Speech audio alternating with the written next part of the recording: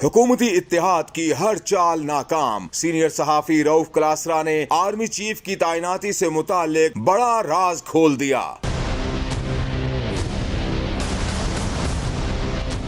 रऊफ क्लासरा का कहना था कि हर सियासी जमात की ख्वाहिश है नया आर्मी चीफ उनकी मर्जी का हो। दूसरी जानिब इमरान खान ने अहम तैनाती के मामले से पीछे हटकर सबको हैरान कर दिया है।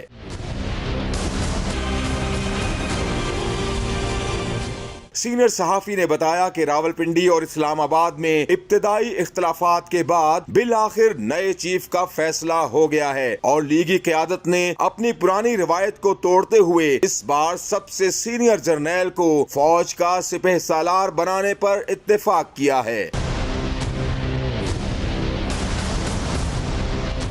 आर्मी चीफ की तैनाती से मुतालिक प्रोसेस शुरू करने में ताखीर की दो वजूहात थीं। पहली ये कि जनरल बाजवा चाहते थे कि नए चीफ की समरी 19 और 23 नवंबर के दरमियान मूव की जाए, जबकि दूसरी वजह 19 नवंबर तक लेफ्टिनेंट जनरल वसीम अशरफ की रिटायरमेंट के इंतजार की सूरत में सामने आई।